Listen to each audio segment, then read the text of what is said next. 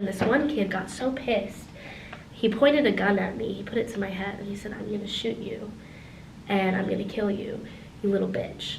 And I said, "Do it." And my brother comes over, "No, man," and he's high as fuck at this point, right? Yeah. "No, man, she's my sister, my mom's gonna be so pissed if you do that." Hi guys, welcome to a new video. So I'm currently living in the US as an exchange student from the Netherlands, and so far the best thing about this experience for me is that I got to meet all these amazing people from different countries and learn about them. So today I'm with my friend Grace, and maybe you want to introduce yourself first? Yes, my name is Grace. I will say I'm here as a nursing student at UNL, and I just had a weird life, I guess. And we're gonna talk about her life because I never met anybody who's so inspiring as Grace. So today is not gonna be about some culture things like the other videos and conversations I have, but this one is just about Grace's life, and I think it's great to share that too. It really shows like how American life can also be. Yeah, I think there is definitely like this idea of American life, and I never lived something like that, which sometimes makes me a little irked, but it's okay, it's fine. So I'll start with how my parents met. So my mom, before I start this, I do want to say that there is going to be a lot about my mom that was negative, but I do want to say it is really just a story of tragedy. She was a very loving and giving and amazing person, but she was just destroyed by her illness. So she was raised in an abusive home, in lower middle class, so not quite as bad as my financial experience was in my life. And she was abused by her brother and her dad, and which, if you know, I don't know if you've discussed this with a lot of Americans, but there is a huge trend. There's very few women I've met that haven't been abused by family members. So there's a lot of sexual assault, there's a lot of rape that happens, and it's not like in other countries I've heard it's like from strangers, but here it is very much in the family. There is a lot of non-consensual incest. So she was raised in that family, physically abused, and then abused in other ways. But obviously I don't feel like I should necessarily speak on her story because I don't know it. I just know that from the couple times I met my grandparents before they died. I didn't really know them. So my mom was 16, and she had started experiencing schizophrenic symptoms. So she was a paranoid schizophrenic.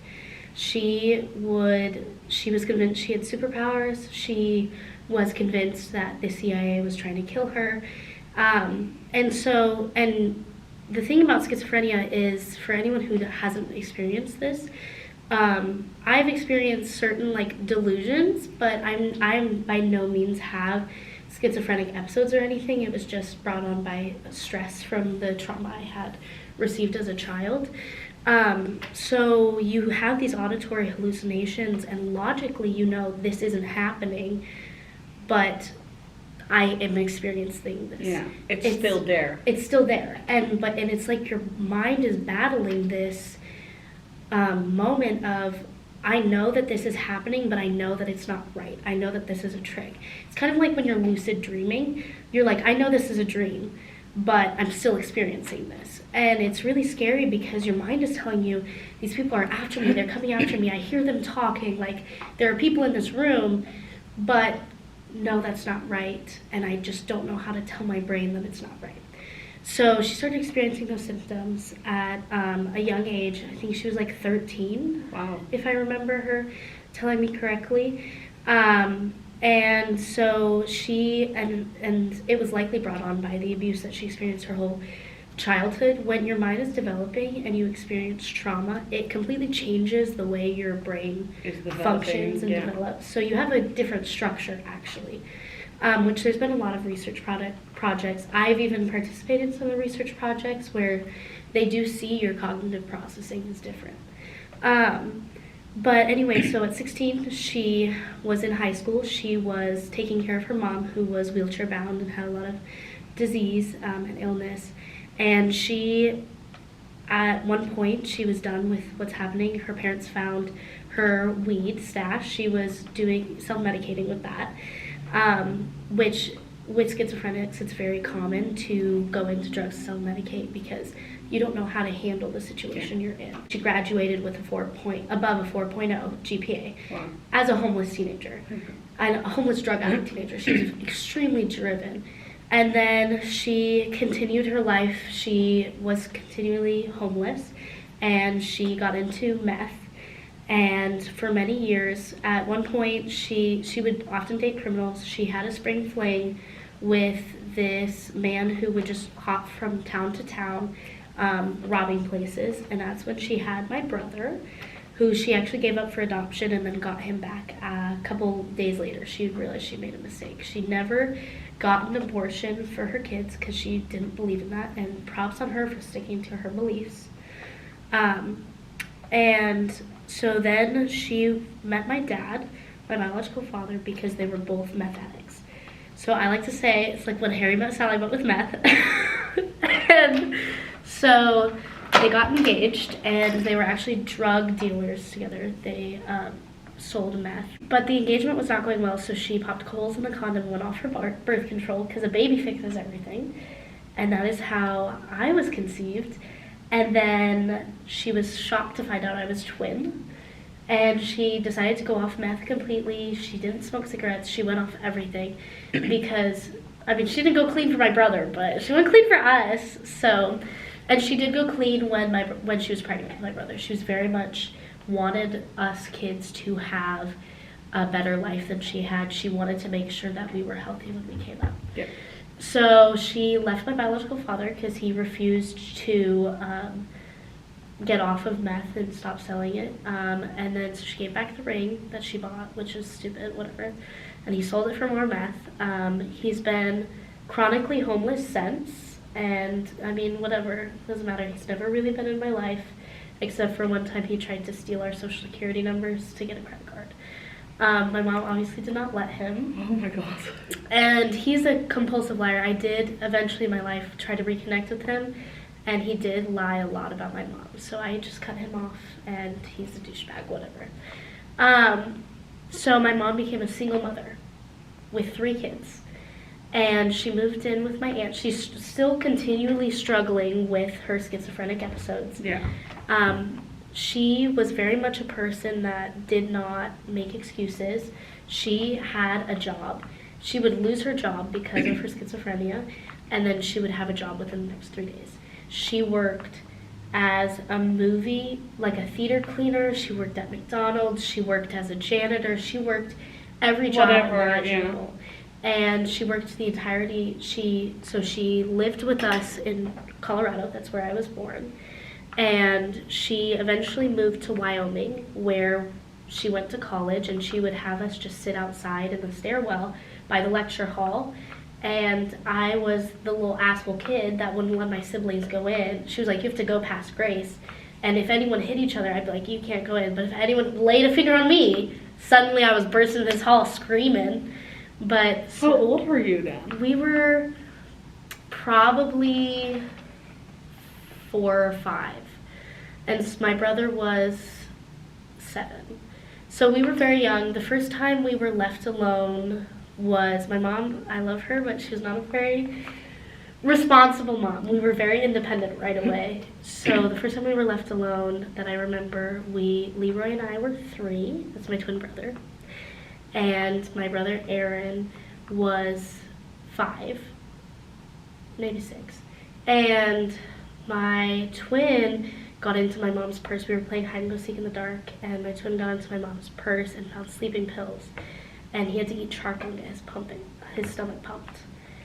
Yeah, it was really bad. And so, like, very much things like that happened throughout my life just because she had a lot going on. She was very irresponsible. But she always did want the best for us. Even when it was, like, she was so incredibly bad, there would be moments. You can see when someone, who's mentally ill like that, you can see when their consciousness breaks through.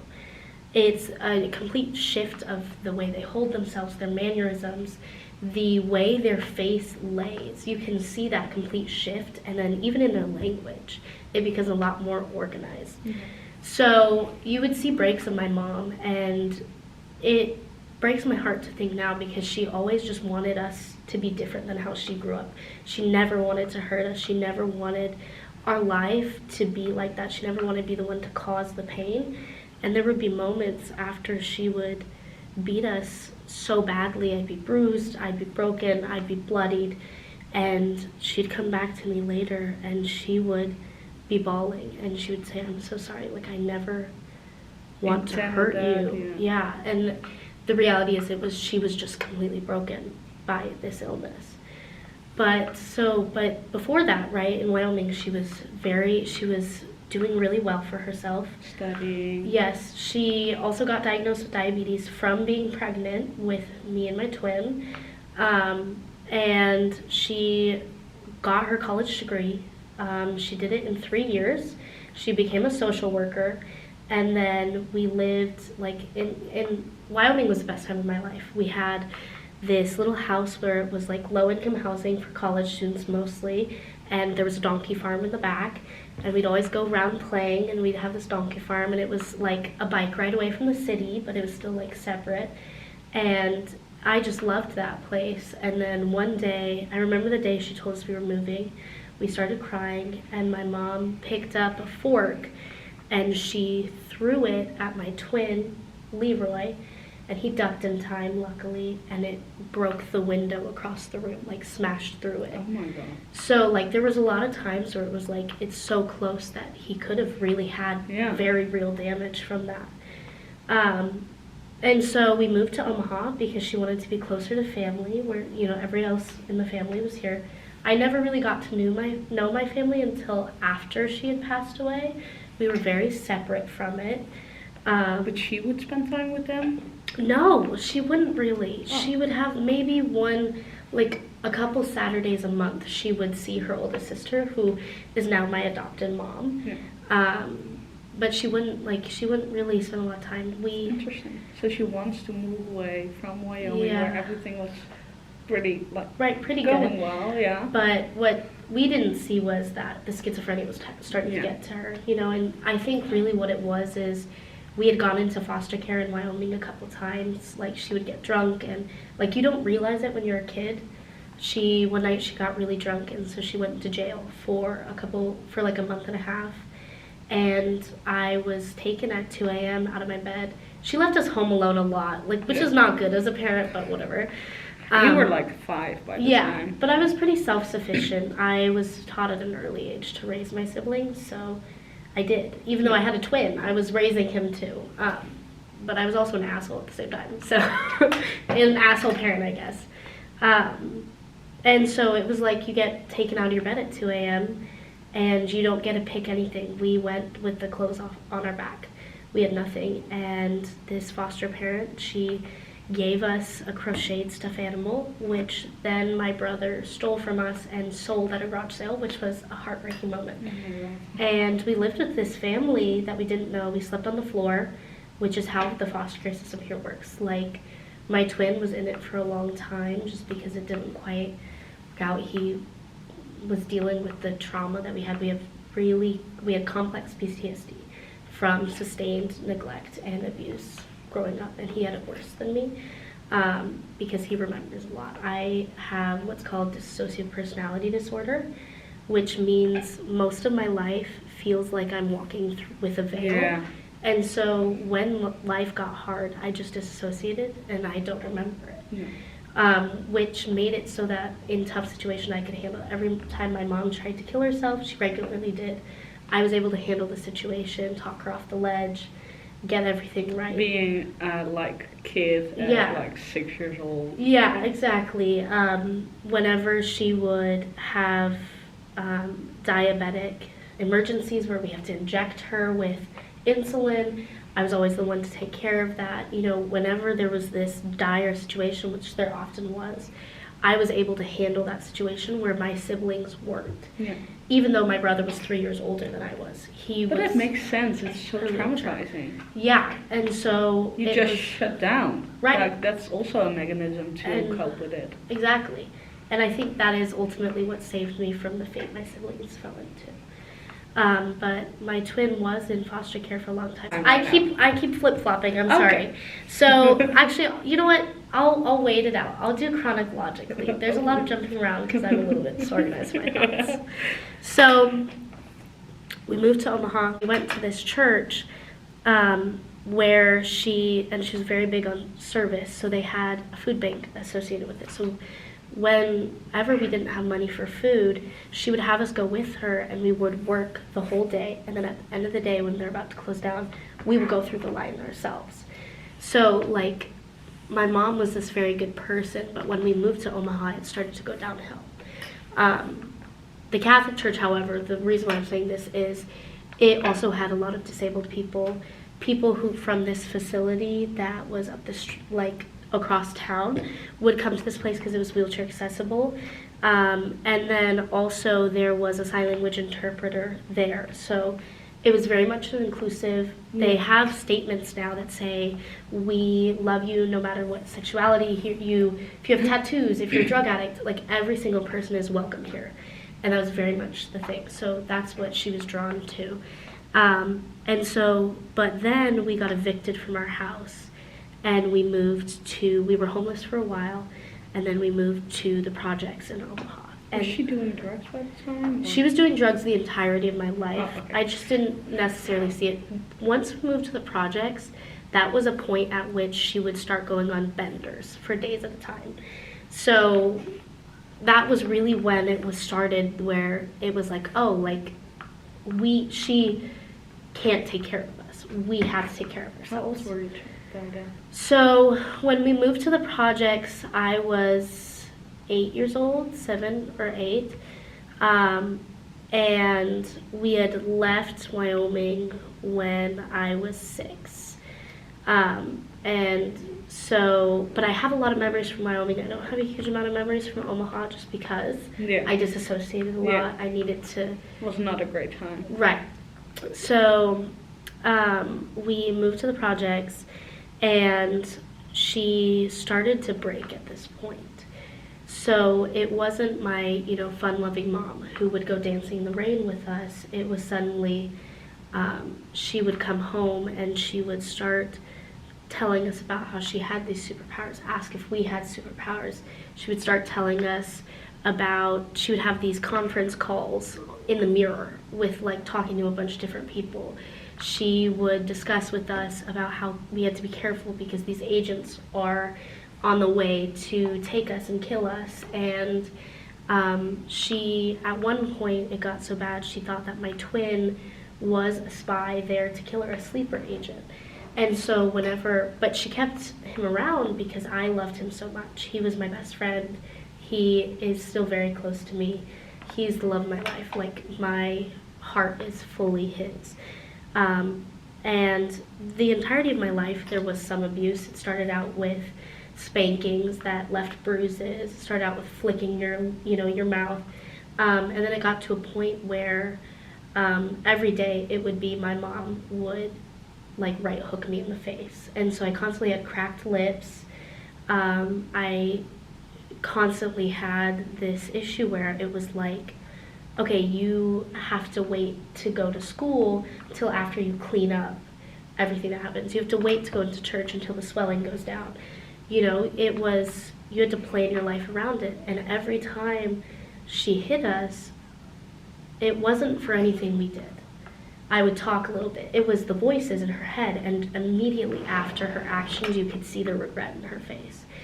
But it was there's 8 voices in your head constantly going on, and you're trying to figure out how to live life, how to work this job, how to not let this get to you. And the government is not healthy. Right. So the only thing we had from the government was when she wasn't working, which she was very much a person, she didn't want to go beg, she didn't want to be homeless, so she would have 3 jobs at a time. And then she would go on these benders and she would get fired. Yeah. And then she would have 3 more jobs by the end of the day, And so the government would help us out with food stamps when she wasn't working, and maybe some unemployment, but it didn't really help a lot. The one thing that we had was Medicaid, we were given, so that was like, that's our version of free healthcare here for low-income families, but you're not provided with the same services as everyone else gets access to. Because of the way our insurance works, you only get, so with Medicaid, you only get the lowest amount of service. You get the cheapest medicine, even if it's not functional for what you have. And it's very hard to get, you have to go to multiple doctors to get notes, to get higher levels of care. So we did have that. I'm glad we had that because I do have a lot of chronic illnesses. I didn't necessarily find out about my chronic illnesses, but I was constantly sick. So that was as far as the government went. And then whenever my mom would get arrested or we would get taken away from something someone would learn at school, we would go into foster care. And foster care is horrible here. You don't get a bed to sleep on that often. You don't get clothes. You're told to throw everything in a trash bag at a moment's notice, and you're suddenly at a new home. You might make friends in the foster home, but you never see them again. You never talk to them again. And the caseworkers don't give a shit about you. You get a new caseworker every month. It's not a nice system. That's as far as the government goes here. They don't help you hardly at all. So it was better for us. We would lie a lot whenever social workers would come and talk to us. When you were with your mom? Yeah, just to stay with her, even though it was constantly every day. I get abused, I get hit for something I didn't do. But it was better than sleeping on the ground Yes. and being in foster care. Right, and getting split up from your siblings often. So it was like I'd rather deal with the devil I know rather than the devil I don't. Yeah. So the abuse was really bad. My brother Aaron started to abuse us too, physically and then also sexually. I didn't get it as bad as some of the other people in my family, which was good, like my cousins and whatnot. And so now he's never been diagnosed with this, but I am convinced that he was a psychopath. And that sounds crazy, but he was incredibly charismatic, incredibly, and never trust anyone who's too charismatic. That's the moral of the story. He would go in and out. So he was in a gang when we were in the projects, and he would get stopped by the cops, and he's selling drugs, and he would be able to smooth talk his way out of anything. And he would convince my mom that we were lying about anything we told her, and no one trusted us in our whole life. And he was able to convince people, even when my cousins started coming forward. He was able to convince, like my grandparents, when the abuse happened in their house, he was able to convince them I didn't do anything, and they continued to support him because of that. And so he was very charismatic. He showed no remorse for ever hurting anyone, ever. He never apologized for it. So the neighborhood I was living in was the Line. I mean, we talked about this much, but fill people in. It was in Omaha. There's a separation between the Black community and the Hispanic community, and we lived right on that line. On my street, it was mostly Hispanic, and then right across the street, it was mostly Black, because that was where the welfare apartments were. And so he joined a gang. It was mostly the Black people in that gang, and which isn't really pertinent to the story, but for someone who's in those gangs, they'll understand what I'm talking about. I mostly tried to stay away from it, but my twin was very much involved. And so you could see the white privilege really well. I mean, obviously we got made fun of a lot. We're the only white people there. And kids really did like to hound on us about that. And But then, did you live with your mom? yeah, so this was with my mom in the projects. This is when she really got heavily into drug use. And then at the time, she was also working 3 jobs. I never saw her. And you were 10 years old by then? Yeah. So roughly, yeah. We moved to the projects just a year after we moved to Omaha. So I was 9 when we moved there. And we stayed at the same school system. We just had a bus take us. So we didn't have someone there to provide us food. We didn't have food. We didn't have access to a parent who was there. So we would go every day and we'd steal food. and my brother would sell drugs, and he'd get some money. He never used it on us. I don't know why. He would just like buy stupid shit with it. And I was like, you're such an asshole. So Leroy and I would do a majority of the stealing. We'd steal food. A couple times we stole some toys, because obviously. You're 10. Yeah, and I'm not gonna lie, I'm really a very talented thief, but I don't steal things anymore, because I don't have the need, mostly. So we would steal the food that we needed. We would come home every day. We would clean, because in case my mom came home that day, sometimes she didn't, sometimes she did. Sometimes she'd come home with random men to sleep with, and she wanted the house to be presentable, I guess, whatever. So we would clean the house, and my twin would make food. I was the one who cleaned up the cuts and the bruises and everything that we had happen, from my mom abusing us. I was always considered the nurse if anyone got sick. I would help people with their homework. My brother was stupid, so I would help him with his homework. That was 3 grades above us. And while he was still in the gang as like 13-year-old. Yes, exactly. And so I would make sure he did his homework and make sure everyone got dressed for the day when it was time for school, make sure everyone went to school. And I tried to keep kids out of trouble, but no one's going to listen to me. I'm young, whatever. But yeah, his involvement in gang activity really did affect the way we lived our life. At one point, my mom had said, I don't want you to smoke weed on our porch anymore. And he had a bunch of friends over, and I went outside with my little broom. I was sweeping at the time. And I went outside and I said, you can't be out here smoking. And they were like, no, Aaron was like, shut the fuck up, go back inside. And I said, no, you can't be out here smoking, Mom doesn't want you to be. And he's like, go the fuck inside. So I started smacking them with the broom, and they all ran outside, and I chased them away. And then this one kid got so pissed, he pointed a gun at me, he put it to my head, and he said, I'm gonna shoot you, and I'm gonna kill you, you little bitch. And I said, do it. I just looked at him and said, do it, because at that point, I didn't really have a lot to live for, and I knew he was like a young kid. I was like, he's not gonna fucking do it, he's not gonna do it. So, it was very much this life of, I was in danger at home, I was in danger outside. But, you put on a strong front, and people usually get intimidated by that. And my brother comes over, no, man, he's high as fuck at this point, right? Yeah. No, man, she's my sister, my mom's gonna be so pissed if you do that. He literally said that. I'm so sorry to laugh, but that's horrible. I was like, you're such a fucking asshole, Aaron. So, It does describe, the situation you were in, but it's horrible that we laugh about this because it's so serious. It's so funny, though. He's such a fucking weirdo.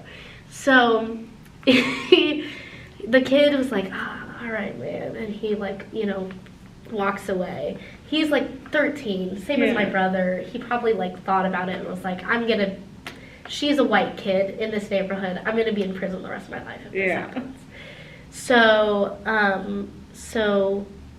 we just, lived our life where it was very much, even heavy footsteps to this day will set me into a mode of panic, because it was either the cops or social worker or anything bad. It was mostly my mom. When she would come home, she'd slam the door, she'd start screaming about, even if it wasn't dirty, she would see this mess in her head because of her schizophrenia that she wouldn't realize.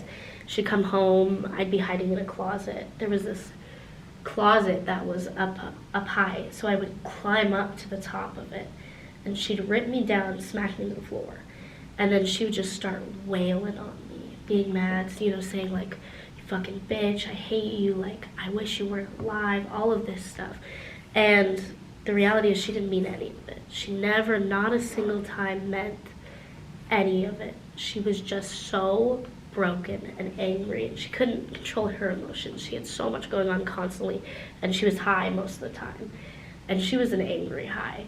So, it was very much that life. And then on top of it, my house got infested with bed bugs. We lived in this old house. It's not the cleanest, and we would go to bed at like 7:30, 8 p.m. every night, no matter how old I got, because that was right before they would come out. And if you didn't get to sleep, you're up all night. You know what I mean? So we would, and that was really what spiraled us into the worst position in my life. And so we would move the blanket and you'd see hundreds of bugs Oh my God. crawl out. You were just living with these bugs on your body, and you'd wake up with just being eaten alive. That was the reality of it. And there were just thousands of them. They were in every cloth piece of furniture we had. And so my mom, she went into this massive amount of debt. She had to throw out all of our furniture. She ruined my stuffed animals, throwing them through the dryer over and over again to heat them. And they would heat the house, and we did this 3 times. It cost thousands of dollars. And she would borrow money from other people. She would get another job on top of what she had to pay for this, because that was what broke her heart the most. She felt dirty. She never in her life wanted us to feel dirty. Yeah.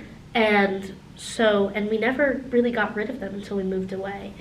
And so that was the point where we didn't have enough money for food my whole life, but it was to an extent that we had never seen before. It was to an extent for months on end, there would be, the only thing in our pantry was a tub of lard. That was it. And also like no electricity by the time. Yeah, so she would choose what bill to pay each month. So we would go like a month without water. We'd go a month without electricity.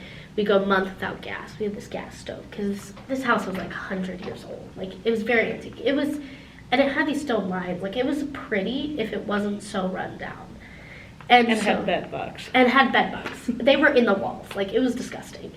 So we would have this gas stove, and in the wintertime, I actually have really fond memories of those times where it was like we didn't have a lot, because you really come together. My brother never did, because he was off with gang members. Yeah. But me and my twin, my mom, we would, like, in the wintertime, turn on the gas stove on the oven and open it and sit with blankets huddled around us. That's horrible.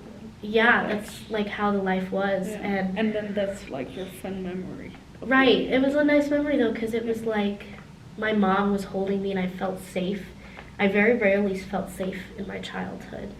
And then because of the bed bugs, we had to get rid of mattresses. So my house always smelled like bug bombs. And then my twin and I had this ratty old comforter, because we had to get rid of most of our blankets too. We had this ratty old comforter and one pillow that we shared. And then we had like a small blanket on top. And that was our bed for years.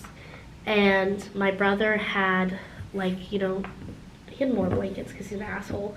And he would just take them. And then my mom had a very similar situation. But she was, like, sometimes when it was really cold, she would have us come lay with her. And she always had us sleep with her. She would be like, oh my gosh, you guys want to have sleepovers in my room? And we would. It was like super fun times. I'd braid her hair. She didn't know how to braid. I'd paint her nails. She didn't know how to paint her nails. She's very much a tomboy. And it was like, those were the nice moments. But even then, like, in the middle of the night, she would wake up screaming. She'd wake herself up. She'd scream in her sleep because of the horrible nightmares she had. Because she would hear this voice in her head, like, constantly. It breaks every part of you. And so we lived like that for years until I was 12 years old. We moved away to an apartment. She started to get better. My brother was in prison no, he wasn't in prison. He was in Arizona. He went in and out of, like, kid jail, juvie. And so my mom put him in a program in Arizona, hoping that he would get better.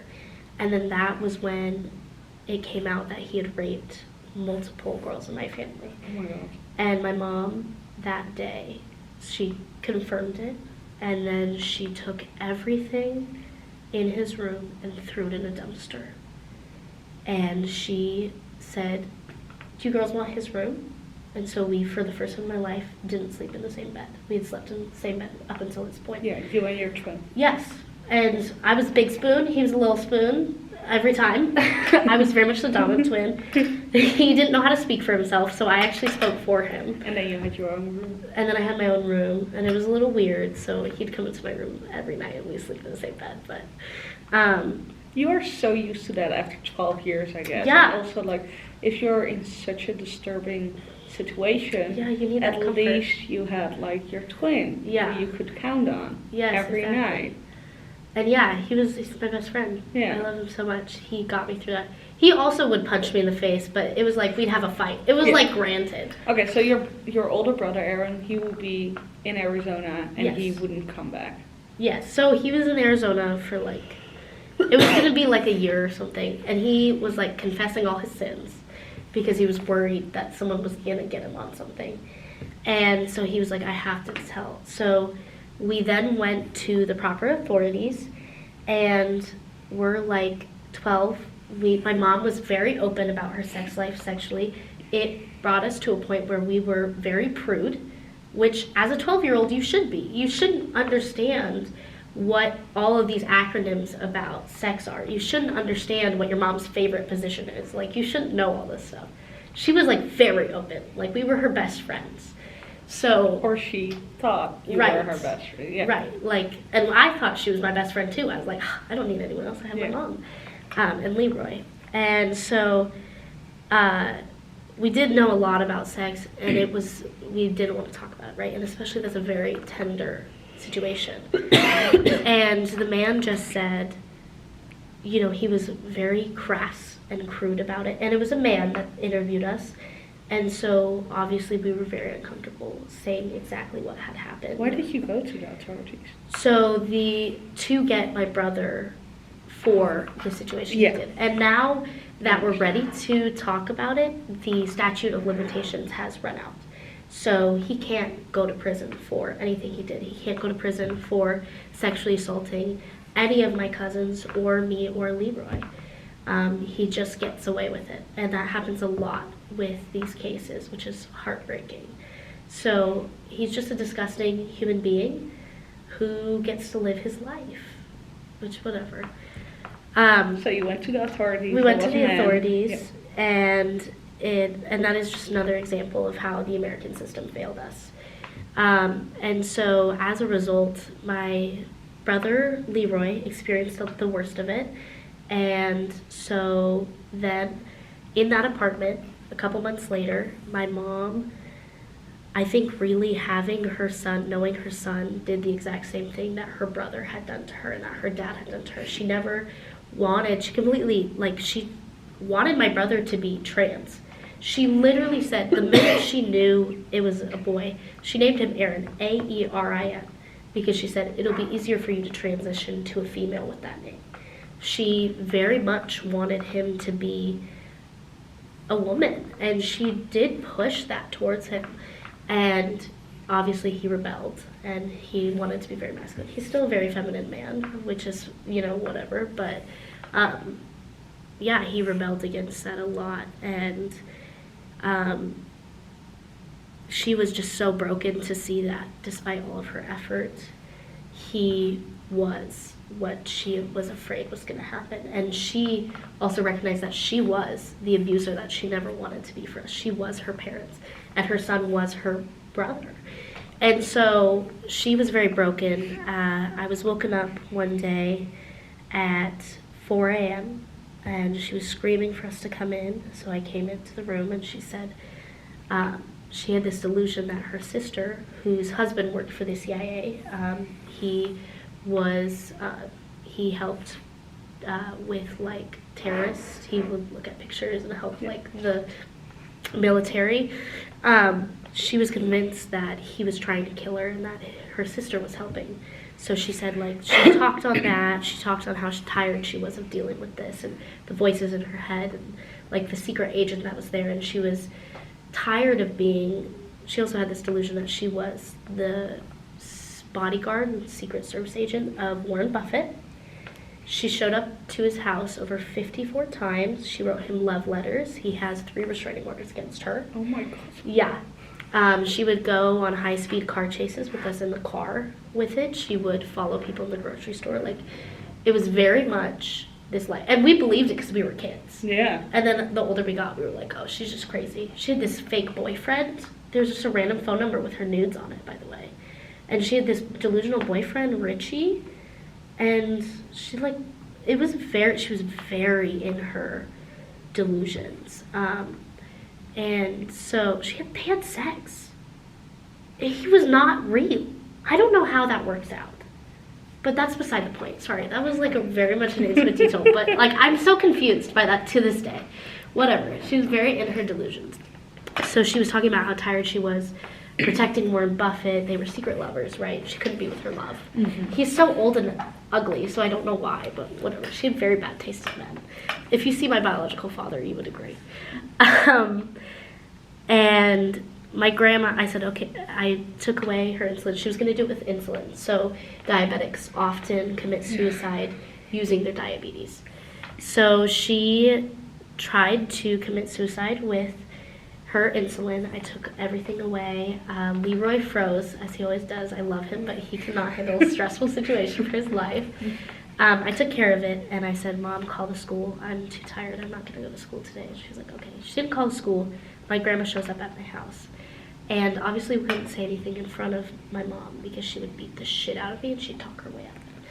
And so I went to my grandma, I walked her to the car. I said, Grandma, she tried to kill herself this morning. And my grandma took her to the mental hospital and she was there for 6 months. They did nothing for her. She got out. At that point, Where were you all the time? We had moved from home to home in kinship placements. So my grandparents that I discuss right now are not the ones who abused her. They were family friends. Yeah. And you call them grandparents? Yes. I grew up with them as my grandparents. I only met my biological grandparents a handful of times before they passed away from their illnesses.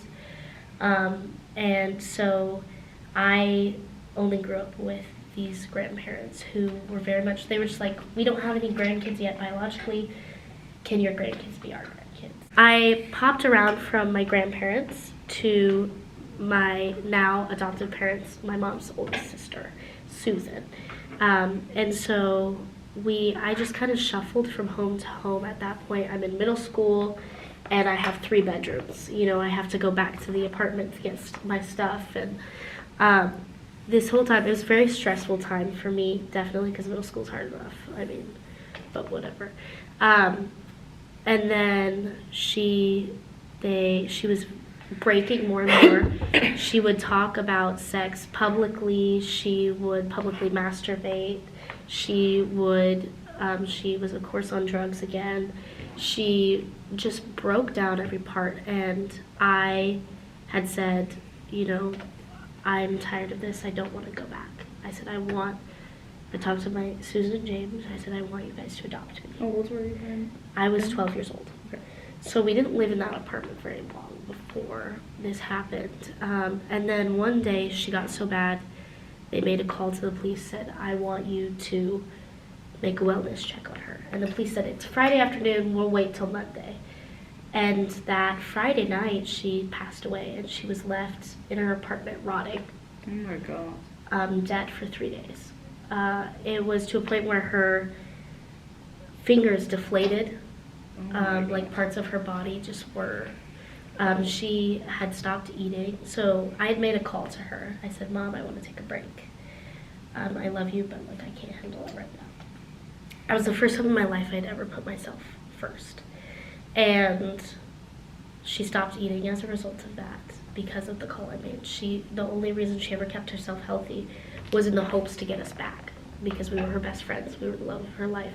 She loved us so deeply even though she hurt us, which is a really hard, weird situation to like rectify. So she passed away because of that. She killed herself. She used insulin and she didn't eat for days. So she passed away from, what is it called? Diabetic ketosis. And I was told on a Monday, I actually had a really good day up until that point. I had like gotten recognized for being the nicest kid in school. I'd gotten these tickets. I was like, it's a good day. I went to my therapy appointment. And then Susan's like, oh, I have to meet with this officer for some reason. She goes down, she comes back up, she's crying. I'm talking to my therapist about how much of a good day I had. And they're like, she died. And I was like, oh my God. I was like, my mom's dead?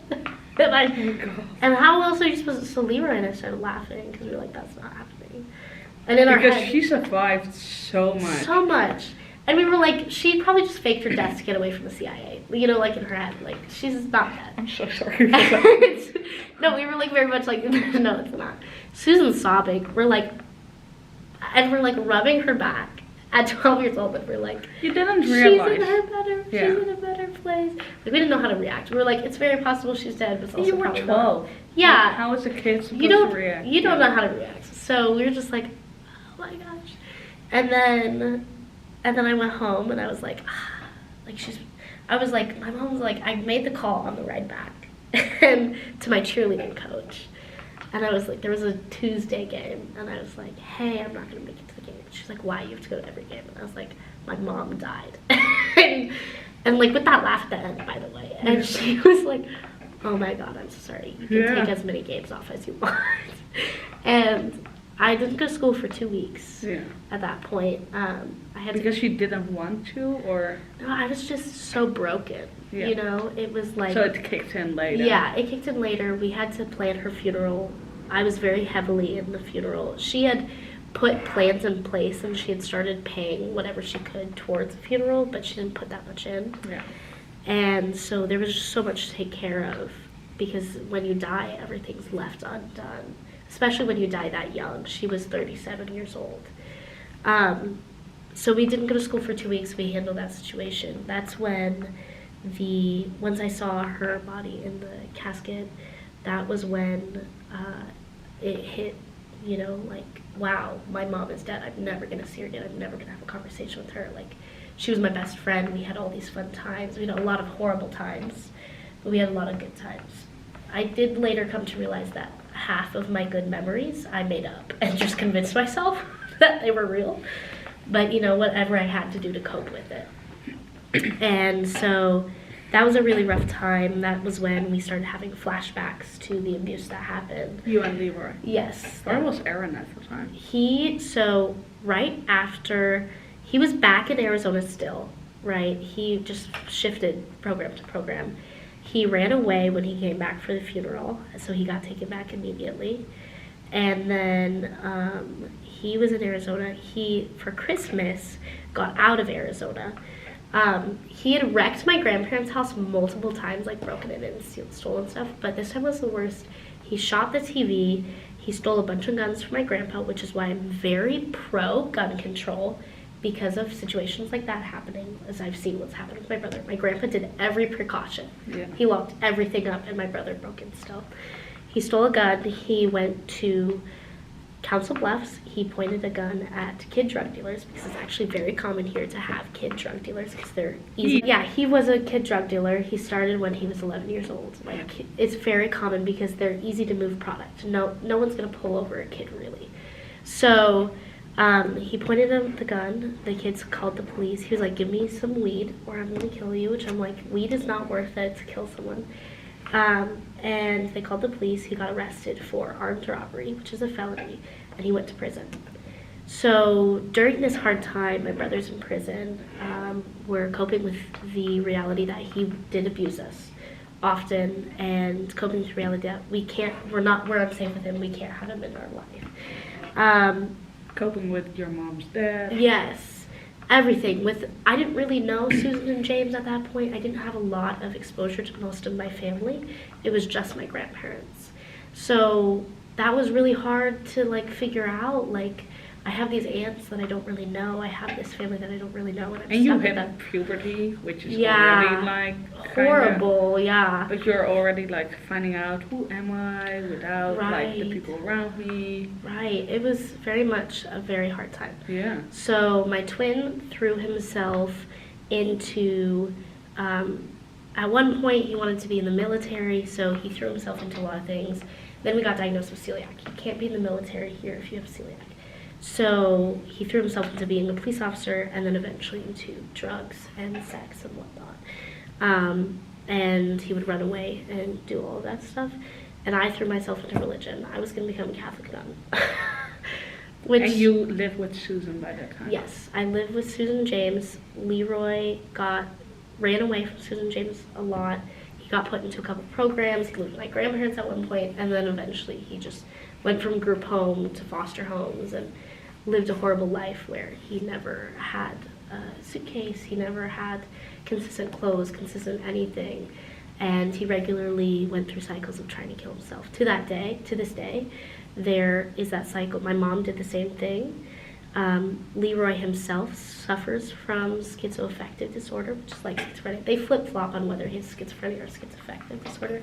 It's many mental illnesses, and he copes with that with drugs, just like my mom did. He's very much following in my mom's path that way.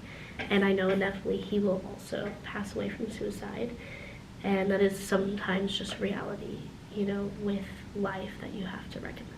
Oh yeah, he does consistently, even to this day, like every couple months, he tries to kill himself, which is a tough thing. On top of that, he dealt with his whole life coping with the reality that he is transgender.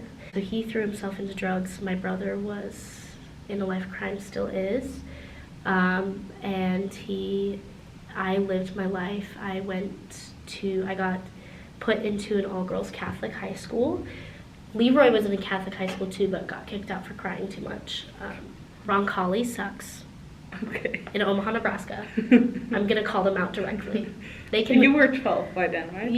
We were 14 at this point. No, 13. Sorry, it was freshman year. We don't turn 14 until then. And it was very hard for me to cope. I come from this house where we had bed bugs. We didn't have food. We didn't have a mattress. And I go to this private school on scholarship. And at that point, we were getting $800 a month, or like $700 a month from the state because my mom had passed away. And my parents, Susan and James, were so good at, they would save some of the money and then they would put the rest of it towards my education at Marian. So I did eventually, like when I graduated high school and started college, they had like $7,000 or $8,000 for me, which was awesome. And the rest of it went towards if they didn't have enough money to pay for me to get a winter coat, or if they didn't have enough money, if I didn't have enough scholarships to cover everything at Marian. And I remember like it was very hard to navigate going to this very upper class, because the reality is the gap here in America for upper class and middle class and lower class is huge. Because the girls I was going to school with, they had mansions, and I mean quite literally mansions. They had a pool house that was an entire house. Yeah. And they had Teslas as their first cars, and they were horrible drivers. They would crash their car into other people's cars and then just get a new Tesla the next day. And in the meantime, you as a kid lives under a bridge, like right. That's what I grew up with, and then at that point, like literally under a bridge, literally under a bridge in on the street. highway. Yeah. Yes. Like I didn't have, you sleep on your shoes. Like I didn't have shit, and they were living this extravagant life. They go traveling all the time, and I was the weird outcast kid with the dead mom. That was the reality of me. I didn't have a lot of friends. I got bullied the entire time I was there. When I did have friends, they made fun of what I ate. They made fun of how much I ate. They made fun of everything about me. I had hip dysplasia, so my hips were like this, and I walked with my feet quite literally, like horizontally. And is it also because of like the life that you lived, like not great nutrition? Oh yeah, so because of the celiac disease, which is lifelong, I had such malnutrition. It did affect the way I developed. I have scoliosis, and I have hip dysplasia. I have a lot of other autoimmune diseases now. I just had a lot of issues. You have your lovely baby hand. Yeah, that was unrelated. It's not because of malnutrition. It's because of amniotic band syndrome. But yeah, hey guys. And so yeah, it was. I never got made fun of in high school about my baby hands, but they did talk a lot of shit about me, and I was bullied very heavily to a point where I did become anorexic, and I would eat. It got to a point where I would eat 9 calories a day. But at that point, my twin had left me to go run on the streets. He had said I was responsible for every piece of abuse he experienced. I was responsible for everything because I didn't protect him, even though I myself was going through the same thing. I didn't quite know how to. I didn't even know some of the abuse that was happening because it would happen in the middle of the night. I was asleep. So you probably learned this in all your therapy sessions, but he was probably just angry with the yeah, world he didn't feel like he could blame my mom because he loved her so much and because she was ill. And he didn't feel like he could blame Aaron because Aaron is also mentally ill. But that is no excuse for your actions. That's reality. It's an explanation, but it's no excuse. Yeah. And they do deserve to be blamed. That being said, I wouldn't necessarily blame my mom because she was so delusional. But Aaron definitely deserved to be blamed. So I was alone with the only person I relied on in a very codependent relationship. I was alone there. My parents were very uninvolved. I love them now, but it was very hard. I would ask to do family dinners. And I hate cooking. You know how much I hate cooking. I would cook dinner when I would walk home from school every day, and I would cook dinner, and I would say, can we please have family dinner? And they would say either no, I don't want to, or they would play their phone games during that time. They never wanted to spend time with me. They told me I complimented them too much, so I had to stop complimenting them. I feel They so told me sad for you. I know. They told me I said I love you too much, so I had to stop saying that. They said they need more personal space because I hugged them too much. And so I had to shut down that. And then James, he has some, some issue with things being out of the norm. He didn't like singing or dancing, and I didn't really know this man very well. He got married to Susan when they were 45. So I didn't know him well. I didn't really like him. I was like, I don't like men. So, I mean, I like men, but I don't like men. So, no offense to the men that are watching this. I just have a lot of distrust for them because obviously I grew up in a place where it was like even my grandparents' friends would get drunk and try to make moves on you, and you're a child, and I have my brother and everything. You just learn to distrust men here in America. And which is why you see a lot of women who are like, I hate men. There's a reason.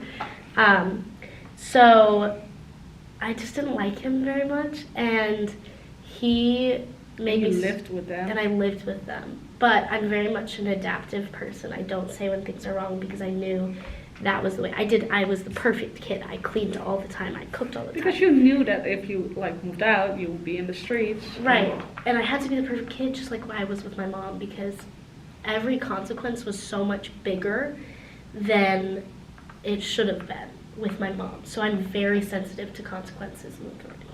And so I was really badly when I was a kid. So I was the perfect kid, and every time I met with, can you please put some, I'm putting effort, it was a stonewall.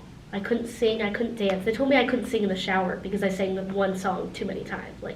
It was very much an oppressive situation where I was just shut down. So I did shut down as a result. I went 6 months one time without hugging Susan or James. They didn't notice for 6 months. And I didn't have my twin. I was very alone. And so that was... Dealing with anorexia, yes. Dealing with school, and it was girls. I had to have that control. I think that's why I did turn to anorexia. And then later, when I did talk to Susan about it, I was like, hey, I've been struggling with this. It was at a point where they did, for the first time in 9 months, they wanted me to sit down and have a family meal with them. And so I did, and I started crying because I didn't want to eat. And then I told them, this is what I've been dealing with. And they told everyone about it, which was really upsetting to me because it's very sensitive. And you were 15 by the time. Right. And I was like, I don't want people to know about this. And I had been overweight my whole life, and this whole time they were so proud of me for working out every day and losing all this weight. And while you were actually eating 9 calories a day. And I was working out every day because I hated myself. I would leave little Post-it notes around my room hidden that I would read that were just you're disgusting, look at your body, you hate this, the pain is progress, stuff like that. And so I did get down to, I was overweight, obese before, and I got down to a weight that was healthy, but no one saw what I was doing to get there. Unhealthy, Yeah. And the doctors even said, I want you to lose more weight. And I had reached this wall. You reach this wall in your weight loss journey where you just can't lose anymore. And I tried so hard. And then eventually I told my parents, and they made me eat food. And I became bulimic because I could hide that. And it was very popular in my school, actually, to be bulimic. a lot of girls were, which is like really sad.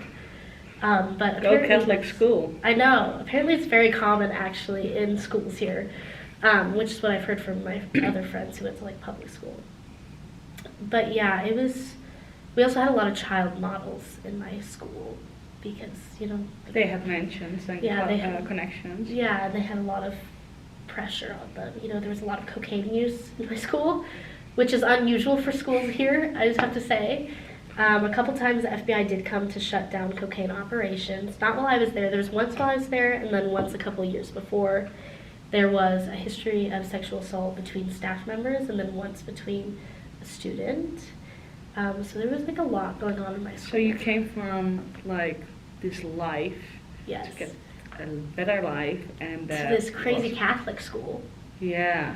And so what I did is I just hung out with the nuns who were attached to the school. They had a convent, and I would go there after school every day, and I would go to this woman's shop also every day, and I would volunteer there. And she sold like a bunch of random stuff, but she was like the nicest lady. And so at one point I traveled the country to look at different orders to become a nun.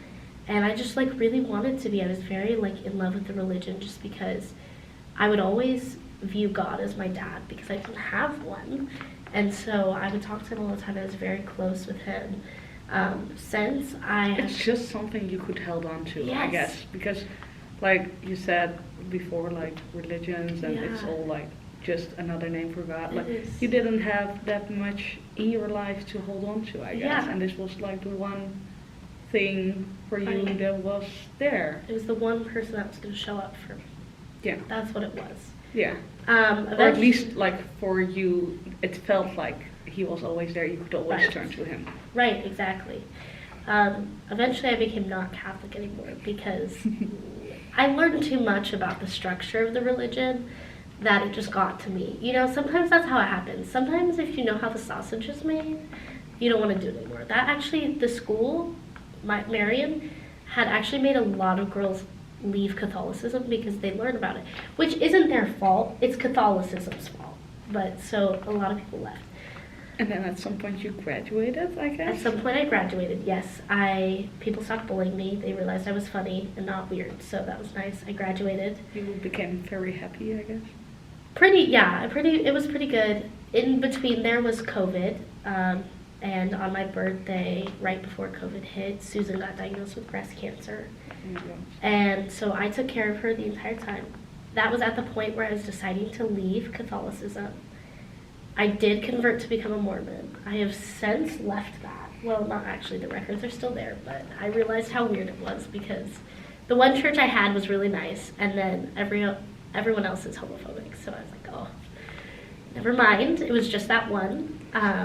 So I was deciding to leave Catholicism for that, and Taking care of Susan. yes, and at that time she was screaming at me every single day. Like I would be like draining her drains from surgery. I would be taking her to chemo, and the whole time I'm driving to chemo and taking care of her, she is screaming at me about the fact that I am leaving Catholicism and how disgusting it is and how wrong I am and how my mom wouldn't have wanted that. And like my mom doesn't care what religion I'm a part of. She's been everything. I'm not in nursing school yet. Oh. I'm applying to nursing school. But yeah, I'm doing this. I never expected to go to college. I never expected to be on the honor roll in college. I was on the honor roll all of the years in high school. I never expected to do this well. I got to a point where the scholarships pay for my college, so I don't have to take out student loans, which is really good. And my twin is doing relatively okay. Every now and again, he tries to kill himself. My brother Aaron got out of prison. He has a family now. In Yeah. Arizona? Yeah.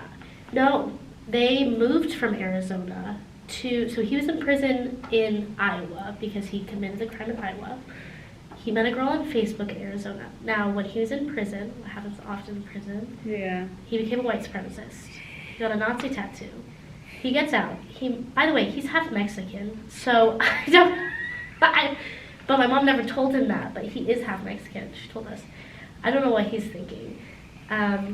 He meets a Native American woman, and I guess she has magic coochie or something. He's no longer a white supremacist. She has 3 kids, which he shouldn't be trusted with. And they got engaged. They're getting married. And he got fired from his job. He's a hot mess. So he came back to Omaha, stirred some shit with gangs. So, like, Leroy was being followed around and threatened because they thought he was Aaron, because he's since transitioned. And Leroy called me and he said, you have to stay out of Omaha for a while. So I did. It seems to have settled down. My brother moved to Iowa and he's there with the kids. I tried to ruin it. They both blocked me on Facebook. So I can't message them. But Is he still with that girl? Yeah, the Magic Coochie one. Yep. They've been together for almost a year. Almost a year. Might be a little bit over a year. And she has 3 children. 3 children. She is 20 years older than him. She herself was engaged. She has like a bunch of face and neck tattoos. I have to say, I love a face and neck tattoo, but hers were not well done. Like, does he have children of his own? No. Not that you Maybe. know. Not that we know of. He did get a couple girls pregnant, but he would beat them until they lost the child. So he doesn't, not that we know of. I know that a couple miscarriages happened with some of the girls that he had raised. So he is doing relatively okay. He's having a better life than I want him to. Okay. If I had it my way, I would spend the rest of my life ruining everything he ever has. And you tried. And I tried. And I failed. And I'm waiting for my grandparents to tell me when the wedding is. My grandparents supported him all through his prison time. They would give him money, send him money. They just didn't believe that he was a rapist until finally they believe it. Now they're not with him. Yeah. But he calls them occasionally. And I'm just waiting to find out a wedding date so I can go crash the wedding and object. I want to hear about that. Yeah. So Leroy is also doing kind of fine. You're doing kind of fine. He is engaged. He's going to get married soon, May the 4th. May the 4th be with you. And I am doing well, aside from the fact that I got severely ill. We're figuring out what that is. I'm doing school. I was working full-time while doing school. I had 2 jobs with school. I obviously no longer have that because of whatever neurological symptoms are going on. I'm just consistently sick, which is okay. It's better than the life I had. The reality is, no matter what I have, it'll always be better than the life I have. So I'm doing pretty good, and I met a lot of great people, including you, coming here. Now we need to end the video. Yes, right. Before you go too far. Yes, I'm very happy with where life has settled. Can always get better, but I'm working towards that, you know? Wow. Thank you so much for sharing your story. Of course. And thank you for watching. Ciao.